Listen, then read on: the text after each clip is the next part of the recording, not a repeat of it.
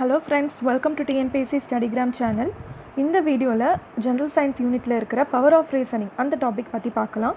Already scientific knowledge and scientific temper அப்படின்னா என்னென்னு பார்த்துட்டோம். அதனுடைய கண்டினியூஷனாக தான் இந்த 3 டாபிக்ஸுமே வரும். ஸோ நீங்கள் அந்த வீடியோ பார்க்கலன்னா அதுக்கான லிங்க் வந்து டிஸ்கிரிப்ஷனில் இருக்குது, அதை கிளிக் பண்ணி பார்த்துக்கோங்க. ஸோ ஃபஸ்ட்டு பார்க்கலாம், வாட் இஸ் ரீசனிங், அதனுடைய டைப்ஸ் என்ன அப்படின்னு பார்க்கலாம். So what is reasoning? It's a logical way of thinking in order to form a conclusion or judgment. நம்ம வந்து ஒரு கன்க்ளூஷனையோ ஒரு ஜட்ஜ்மெண்ட்டையோ சொல்கிறதுக்கு லாஜிக்கலாக திங்க் பண்ணுறோம் இல்லையா, அதுக்கு பேர் தான் வந்து ரீசனிங் அப்படின்னு சொல்கிறாங்க. ஒரு சின்ன எக்ஸாம்பிள் எடுத்துப்போம். இப்போ நம்ம ஒரு இடத்துக்கு 10 o'clock போகணும். நம்ம வீட்டிலேருந்து அந்த இடத்துக்கு போகிறதுக்கான டைம் வந்து 30 minutes. இப்போ நம்மக்கிட்ட வந்து நீங்கள் எத்தனை மணிக்கு கிளம்புனா கரெக்டாக 10 o'clock ரீச் ஆவீங்க அப்படின்னு கேட்டால் நம்ம என்ன சொல்லுவோம்? 9:30 அப்படின்னு சொல்லுவோம் இல்லையா. இதை வந்து நம்ம எப்படி சொல்கிறோன்னா லாஜிக்கலாக அனலைஸ் பண்ணி ரிலேட் பண்ணி சொல்கிறோம். ஸோ இந்த மாதிரி லாஜிக்கலாக திங்க் பண்ணி ஒரு கன்க்ளூஷனுக்கு அரைவ் பண்ணுறது பேர் தான் ரீசனிங் அப்படின்னு சொல்கிறாங்க. It defines the ability of the mind to understand things and subjects in a logical way. So ரீசனிங்ன்றது நம்மளை சுற்றி இருக்கிற விஷயத்தை வந்து ஒரு லாஜிக்கல் வேயாக அண்டர்ஸ்டாண்ட் பண்ணுறது அப்படின்றது தான் வந்து reasoning. It is the capacity of consciously making sense of things and it is associated with thinking, cognition and intellect. So நம்ம சுற்றி இருக்கிற விஷயத்தை வந்து லாஜிக்கலாக அண்டர்ஸ்டாண்ட் பண்ணுறதுக்கு ரீசனிங் தான் வந்து மூல காரணம் அப்படின்னு சொல்கிறாங்க. ஸோ ரீசனிங் இருந்தால் தான் நம்மளால் வந்து லாஜிக்கலாக திங்க் பண்ண முடியும். அது வந்து திங்கிங்கோட அசோசியேட் ஆகியிருக்கு. இப்போ நம்ம காம்படிட்டிவ் எக்ஸாம்ஸ் நிறைய இதில் வந்து ரீசனிங் செக்ஷன் அப்படின்னு தனியாகவே பார்த்துருப்போம், ரீசனிங் எபிலிட்டி அப்படின்னு. ஸோ அது நம்மளுடைய திங்கிங் எபிலிட்டியை செக் பண்ணுறதுக்கான செக்ஷன் தான். நம்ம எந்தளவுக்கு திங்க் பண்ணுறோம், எந்தளவுக்கு நம்ம ஆல்ரெடி கெயின் பண்ண நாலேஜை வந்து யூட்டிலைஸ் பண்ணி அப்ளை பண்ணுறோம், அண்ட் இன்டெலிஜென்ஸ் நமக்கு எவ்வளோ இருக்குது, இது எல்லாத்தையும் வந்து கோரிலேட் பண்ணுறது தான் வந்து ரீசனிங் அப்படின்னு சொல்கிறாங்க. A process of generating conclusions from evidences or premises. So evidences வச்சியோ அப்படி இல்லைனா அசம்ஷன்ஸ் வச்சியோ ஒரு கன்க்ளூஷனை வந்து அரைவ் பண்ணுறது லாஜிக்கலாக எப்படி அரைவ் பண்ணுறோன்னா அதுக்கு பேர் தான் வந்து ரீசனிங்.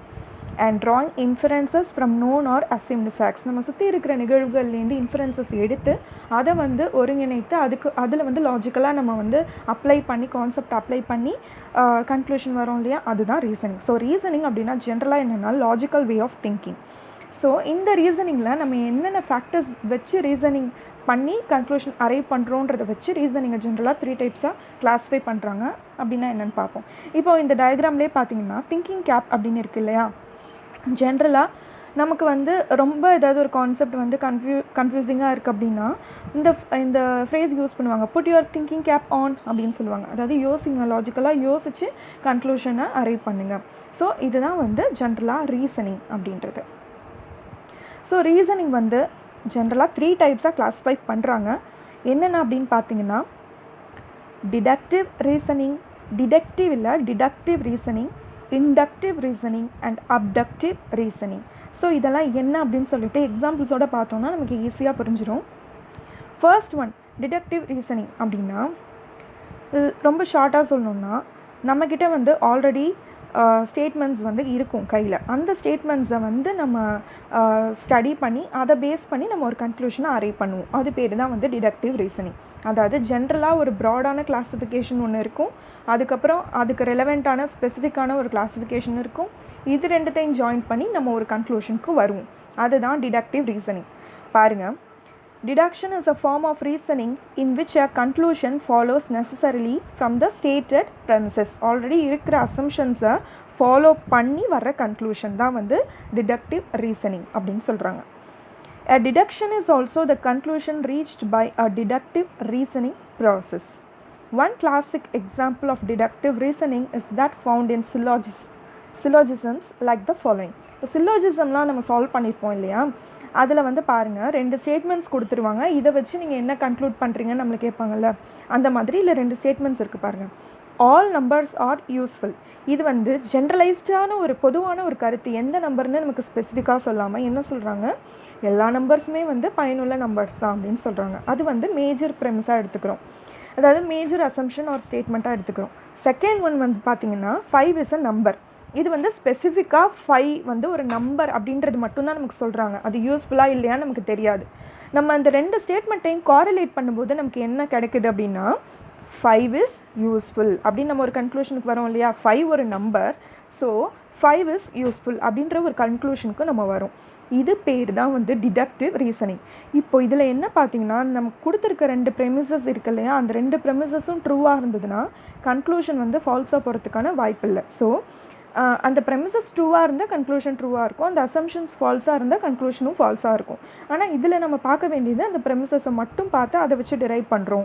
இதுதான் வந்து டிடக்டிவ் ரீசனிங் அப்படின்னு சொல்கிறாங்க. ஸோ இதை நல்லா இந்த எக்ஸாம்பிளை நல்லா ஞாபகம் வச்சுக்கிட்டிங்க அப்படின்னா ஈஸியாக நம்மளால் கோரிலேட் பண்ணி ஆன்சர் பண்ண முடியும். ஸோ இதுதான் வந்து டிடக்டிவ் ரீசனிங்.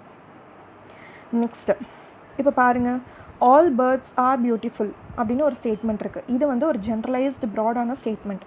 நெக்ஸ்ட்டு ஸ்பெசிஃபிக்காக என்ன கொடுத்துருக்காங்க, peacock is a bird. Peacock is பியூட்டிஃபுல்னு கொடுக்கல, பீகாக் இஸ் அ பேர்ட் அப்படின்னு கொடுத்துருக்காங்க. நம்ம இதுலேருந்து வந்து ஒரு கன்க்ளூஷன் டிரைவ் பண்ணணும் அப்படின்னா நம்ம என்ன டிரைவ் பண்ணுவோம், பீகாக் இஸ் பியூட்டிஃபுல் அப்படின்னு அந்த 2 ஸ்டேட்மெண்ட்ஸையும் கோரிலேட் பண்ணி டிரைவ் பண்ணுவோம் இல்லையா, இதுதான் வந்து deductive reasoning. Next, inductive reasoning அப்படின்னா என்ன அப்படின்னு பார்ப்போம். It is used to ascribe properties or relations to objects or types based on previous observations or experiences, or to formulate general statements or laws based on limited observations of a recurring phenomenal patterns. திரும்ப திரும்ப நடக்கக்கூடிய நிகழ்வுகளை observe பண்ணுறது மூலயமா நமக்கு ஒரு reasoning, ஒரு idea கிடைக்கும். அதை வச்சு நம்ம ஒரு கன்க்ளூஷனுக்கு வருவோம். அதுக்கு பேர் தான் இண்டக்டிவ் ரீசனிங் அப்படின்னு சொல்கிறாங்க. இப்போ ஒன்றும் இல்லை, நம்ம ஸ்வான் எல்லாம் பார்த்துருப்போம் இல்லையா, நம்ம பார்த்த வரைக்கும் ஸ்வான்ஸ் எல்லாம் என்ன கலரில் இருக்கும், ஒயிட்டில் தான் இருக்கும். ஸோ நமக்கு ஆட்டோமேட்டிக்காக நமக்கு அதுலேருந்து ஒரு அப்சர்வேஷன் கிடச்சிருது, ஸ்வான் எல்லாமே ஒயிட்டாக தான் இருக்கும். ஸோ நம்ம இனிமேல் ஃப்யூச்சரில் ஏதாவது ஒரு ஸ்வான் பார்த்தாலும் அதுவும் ஒயிட்டாக தான் இருக்கும் அப்படின்னு நம்ம ஒரு கன்க்ளூஷனுக்கு வரோம் இல்லையா, அதுதான் வந்து inductive reasoning. So making observations and drawing conclusions from them, அதுதான் வந்து இண்டக்டிவ் ரீசனிங். இதுக்கு ஒரு எக்ஸாம்பிள் சொல்கிறாங்க பாருங்கள். A classic example of inductive reasoning comes from the empiricist David Hume. Premise, இதில் ஒரு premise, ஒரு assumption or statement, observation என்ன இருக்குன்னா, the sun has risen in the east every morning up until now. இது வரைக்கும் Sun வந்து ஈஸ்டில் தான் வந்து ரைஸ் ஆகி இருக்குது. அப்படி தானே நம்ம அப்சர்வ் பண்ணிட்டு வந்திருக்கோம். ஸோ நம்மளுடைய கன்க்ளூஷன் இதை பேஸ் பண்ணி எப்படி இருக்கும்னு பார்த்தீங்கன்னா, the sun will also rise in the east tomorrow, நாளைக்கும் வந்து சன் வந்து ஈஸ்டில் தான் வந்து உதிக்கும் அப்படின்னு நம்ம வந்து ஒரு கன்க்ளூஷனுக்கு வரோம் இல்லையா, நம்ம இது வரைக்கும் பார்த்த அப்சர்வேஷனை வச்சு. இதுதான் வந்து இண்டக்டிவ் ரீசனிங். ஸோ இந்த இண்டக்டிவ் அண்ட் டிடக்டிவ் ரீசனிங்க்கு உள்ள என்ன பெரிய வித்தியாசம் என்ன அப்படின்னு சொல்லிட்டு நம்ம பார்ப்போம். இதிலேயே நமக்கு ஓரளவு புரிஞ்சிருக்கும் இல்லையா. ஃபஸ்ட்டு வந்து நமக்கு 2 பெரிய ஸ்டேட்மெண்ட்ஸ் கொடுத்து, major statement and minor statement, அதாவது மேஜர் ப்ரெமிஸ் மைனர் ப்ரெமிஸ்னு கொடுத்து அதுலேருந்து நம்ம கன்க்ளூஷனை டிரைவ் பண்ணுறது பார்த்திங்கன்னா டிடக்டிவ் ரீசனிங். இண்டக்டிவ் ரீசனிங் பார்த்தோம்னா ஒரு திரும்ப நம்ம நிறையா பார்த்த ஒரு அப்சர்வேஷனை வச்சு ஸோ இது இப்படி தான் இருக்குமா அப்படின்னு சொல்லிட்டு நம்ம திங்க் பண்ணுறோம் இல்லையா, அதுதான் வந்து இண்டக்டிவ் ரீசனிங் அப்படின்னு சொல்கிறாங்க. இப்போ வந்து என்ன எக்ஸாம்பிள் வேணாலும் எடுத்துக்கலாம். இப்போ ஒரு சாக்லேட் இருக்குது பார்த்தீங்களா, சாக்லேட் வந்து நம்ம கண்டினியூஸாக நிறைய தடவை சாப்பிட்ருப்போம். அதனுடைய டேஸ்ட் எப்படி இருக்கும், ஸ்வீட்டாக தான் இருக்கும். ஸோ நம்ம ஃப்யூச்சரில் ஏதாவது ஒரு வெரைட்டி ஆஃப் சாக்லேட் சாப்பிடும்போதும் நமக்கு என்ன வந்து மைண்டில் ஆட்டோமேட்டிக்காக ஒரு ஐடியா வரும், இந்த சாக்லேட்டும் ஸ்வீட்டாக தான் இருக்கும் அப்படின்னு நமக்கு ஆட்டோமேட்டிக்காக ஒரு கன்க்ளூஷன் வருது இல்லையா, அது பேர் தான் வந்து இண்டக்டிவ் ரீசனிங். அது வந்து கரெக்டாகவும் இருக்கலாம், கரெக்டாக இல்லாமலும் இருக்கலாம் அப்படின்னு சொல்கிறாங்க. சம்டைம்ஸ் ஃபால்ஸாகவும் இருக்கலாம். So all dogs we have observed so far have tail. டாக்ஸ்க்கு வந்து டெய்ல்ஸ் இருக்கும்னு நம்ம பார்த்துருக்கோம். So the dog that we see next would also have tail அப்படின்னு நம்ம அஸ்யூம் பண்ணிக்கிறோம்ல, அதுதான் வந்து இண்டக்டிவ் ரீசனிங். நெக்ஸ்ட் இந்த எக்ஸாம்பிள் பார்த்தீங்கன்னா உங்களுக்கு ஈஸியாகவே புரியும். Deductive reasoning and inductive reasoning. டிடக்டிவில் பாருங்கள் 2 ஸ்டேட்மெண்ட்ஸ் இருக்கா. Rita eats ice cream while raining, sorry that is ice cream and it is raining. So இது ரெண்டுத்துலேருந்து நம்ம கன்க்ளூஷன் என்ன டிரைவ் பண்ணுவோம், since it is raining Rita eats ice cream அப்படின்னு நம்ம ஒரு கன்க்ளூஷனுக்கு டிரைவ் பண்ணுறோம் இல்லையா. அதாவது ப்ராட் ஜென்ரலைசேஷன்லேருந்து ஒரு ஸ்பெசிஃபிக் கேஸ்க்கு நம்ம வரும், அதுதான் வந்து டிடக்டிவ் ரீசனிங். இதுவே இண்டக்டிவ் ரீசனிங்கில் பாருங்கள், ரீட்டா ஈட்ஸ் ஐஸ்கிரீம். ரீட்டா இப்போ வந்து ஐஸ்கிரீம் சாப்பிட்றாங்க அண்ட் இப்போ வந்து ரெயின் ஆகிடுச்சிருக்கு, மழை பெய்யுது. அப்போ நம்ம கன்க்ளூஷன் எப்படி வருவோம், therefore Rita eats ice cream during rain அப்படின்னு நம்ம ஒரு கன்க்ளூஷனுக்கு நம்மளாக ஒரு ப்ராடர் கன்க்ளூஷனுக்கு நம்மளாக வரும். ஆனால் அது உண்மையாக பொய்யான்னு நமக்கு தெரியாது. அன்னைக்குன்னு பார்த்தா அவங்க சாப்பிட்ருந்துருக்கலாம், அன்னைக்குன்னு வந்து அவங்க சாப்பிடும்போது மழை இருந்திருக்கலாம். ஸோ நமக்கு வந்து கரெக்டாக தெரியாது, தெரியாமல் ப்ரெடிக்டிவாக நம்ம ஒரு கன்க்ளூட் பண்ணுறோம் இல்லையா, அதுதான் வந்து இண்டக்டிவ் ரீசனிங். இப்போது அவங்க ஐஸ்கிரீம் சாப்பிட்றாங்க அண்ட் மழை பெய்யுது இந்த மாதிரி ஒரு ஸ்பெசிஃபிக் கேஸ்லேருந்து நம்ம ஒரு ப்ராடர் ஜென்ரலைசேஷனுக்கு வரும். என்ன ஜென்ரலைசேஷனுக்கு வரும்? Rita eats ice cream during rain அப்படின்னு ஒரு பெரிய ஒரு முடிவுக்கு நம்ம வரோம் இல்லையா ஜென்ரலைசேஷனுக்கு. அதுதான் இண்டக்டிவ் ரீசனிங். ஆனால் டிடக்டிவில் பார்த்தீங்கன்னா ப்ராட் ஜென்ரலைசேஷன்லேருந்து ஒரு ஸ்பெசிஃபிக் கேஸை டிரைவ் பண்ணுறது தான் வந்து deductive reasoning. So Rita it's ice cream while raining, it is raining. So இது ரெண்டுத்தையும் காரிலேட் பண்ணி என்ன சொல்லிடுறோம்? ரெயின் ஆகுறதுனால அவங்க வந்து ஐஸ்கிரீம் சாப்பிட்றாங்க அப்படின்னு சொல்லிட்டு ஒரு ஸ்பெசிஃபிக்காக நம்ம வந்து அதை ஸ்பெசிஃபை பண்ணுறோம். இதுதான் வந்து ரெண்டுத்துக்குமான டிஃப்ரென்ஸ். இதை நல்லா புரிஞ்சுக்கோங்க. நீங்கள் வந்து எக்ஸாம்பிள்ஸை வந்து ரிப்பீட் பண்ண உங்களுக்கு நல்லாவே ஞாபகம் இருக்கும். Abductive reasoning. ஸோ அப்டக்டிவ் ரீசனிங்கும் வந்து இண்டக்டிவ் ரீசனிங்கோட ஒரு டைப் தான் அப்படின்னு சொல்கிறாங்க. ஆனால் இதில் பார்த்திங்கன்னா நமக்கு இன்கம்ப்ளீட் அப்சர்வேஷன்ஸ் இருக்கும். அதில் நம்ம நல்லா அப்சர்வ் பண்ணி தான் சொல்லுவோம். ஆனால் இதில் இன்கம்ப்ளீட் ஆர் பார்ஷியல் அப்சர்வேஷன்ஸை வச்சு நம்ம ஒரு முடிவுக்கு வருவோம். அதுதான் வந்து abductive reasoning. Abductive reasoning looks for cause and effect relationships. காரணம் விளைவு அதை வந்து மையமாக வச்சு அது மூலயமா வந்து எப்படி நடந்திருக்கும் அப்படின்னு ஒரு ப்ரெடிக்ஷன், ஒரு பெஸ்ட் ப்ராபபிள் கெஸ்ஸுக்கு வர்றது தான் வந்து abductive reasoning. Abductive reasoning looks for cause and effect relationships while induction seeks to determine general rules.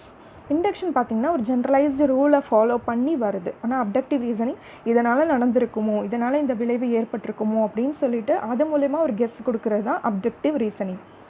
Begins with the incomplete set of observations. நம்மக்கிட்ட அப்சர்வேஷன்ஸ் வந்து பார்ஷியலாக இருக்கும், அப்படி இல்லைனா இன்கம்ப்ளீட் எதுவுமே முழுமையடையாத அப்சர்வேஷன்ஸாக இருக்கும். அதை வச்சே நம்ம வந்து ஒரு ரீசனுக்கு வந்துடுவோம். அதுதான் வந்து abductive reasoning. Arrives at the likeliest possible conclusions. So வந்து இதுவாக இருக்கலாம் அப்படின்னு சொல்லிட்டு நம்ம கன்க்ளூட் பண்ணுறோம் இல்லையா, ப்ரெடிக்ட் பண்ணுறோம்ல, அதுதான் வந்து அப்டக்டிவ் ரீசனிங். இதுவும் வந்து தவறாக இருக்கலாம், எப்போவுமே வந்து கரெக்டாக இருக்கும் அப்படின்னு சொல்ல முடியாது. Logical assumption or best guess, making a probable conclusion with partial observations. இப்போ பார்த்தீங்கன்னா அப்டக்டிவ் ரீசனிங் எக்ஸாம்பிள்ஸ் பாருங்கள். ஒரு வெட் கிரவுண்ட். இப்போ நீங்கள் வந்து ஒரு எக்ஸாம்பிளாக சொல்லணுன்னா, இப்போ நீங்கள் ஒரு வெஹிக்கிள் பார்க் பண்ணிவிட்டு ஒரு ஆஃபீஸ்குள்ளே போகிறீங்க, எங்கேயோ ஒரு ஷாப்பிங் போகிறீங்க அப்படின்னா நீங்கள் திரும்பி வந்து பார்க்கும்போது அந்த வெஹிக்கிள் ஃபுல்லாக வெட்டாக இருக்குது. ஸோ நம்ம வந்து என்ன பார்ப்போம், சுற்றி முற்றி பார்ப்போம். ஸோ எல்லாமே வெட்டாக இருந்தால் இட் மேபி ரெயினால் வெட்டாயிடுச்சு அப்படின்னு நினைப்போம். அப்படி இல்லைனா நமக்கு தெரியாது, ஓவர் ஹெட் டேங்க் கூட ஓவர்ஃப்ளோ ஆகிருக்கலாம்.